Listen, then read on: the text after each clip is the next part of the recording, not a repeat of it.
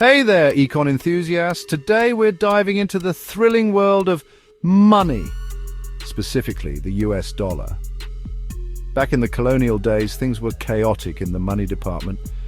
Imagine trying to buy groceries with a mix of Spanish silver, British pounds, and maybe even some beads if you were trading with Native Americans. People often resorted to commodity money like tobacco, beaver skins, or even musket balls. Enter the continental currency, printed during the American Revolutionary War to finance the fight for independence. Unfortunately, it faced a bit of an inflation problem.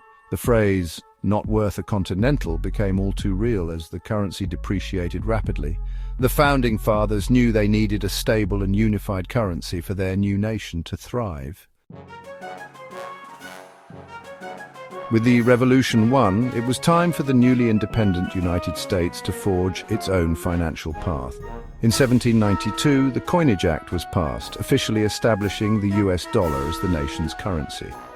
The act also created the US Mint, tasked with producing and regulating these shiny new coins. Early US coins were based on a decimal system, making calculations easier. They featured iconic images like Lady Liberty and the bald eagle, symbols of the young nation's values and aspirations. The 19th century saw the rise of bank-issued banknotes, adding another layer to the US monetary system. Enter the National Banking Acts of the 1860s, establishing nationally chartered banks and introducing the first national currency backed by US government bonds. This move helped to standardize the currency and finance the Civil War. To address financial panics and economic instability, the idea of a central bank gained traction. This led to the creation of the Federal Reserve System in 1913, a pivotal moment in US financial history. The Fed was tasked with providing stability to the banking system, managing the money supply, and keeping the US dollar strong and reliable. The early 20th century saw the US dollar flexing its muscles on the world stage. World War I had ravaged European economies, leaving the US as a global creditor and the dollar as a safe haven currency.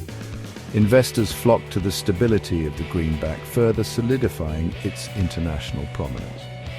For much of the late 19th and early 20th centuries, the US dollar was pegged to gold, providing a sense of stability. However, the gold standard couldn't withstand the economic pressures of the Great Depression. In 1971, President Richard Nixon ended the dollar's direct convertibility to gold, marking the beginning of the fiat currency era.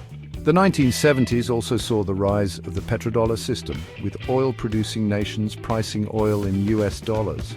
This created a massive demand for dollars, further cementing its status as the world's reserve currency. Fast forward to today, and the US dollar remains the undisputed heavyweight champion of global currencies. It's the most traded currency, the dominant reserve currency held by central banks worldwide, and the currency of choice for international transactions. But like any superhero, the dollar faces its share of challenges in the 21st century. The rise of digital currencies like Bitcoin and Ethereum has shaken things up in the financial world. These decentralized digital forms of money offer potential advantages like faster transactions and lower fees. While they haven't dethroned the dollar yet, they've sparked conversations about the future of money. As technology advances, geopolitical landscapes shift, and new economic players emerge, the dollar will continue to adapt and evolve. Whether it maintains its dominant position or faces new rivals, the story of the US dollar remains a captivating tale of innovation, resilience, and the enduring power of money.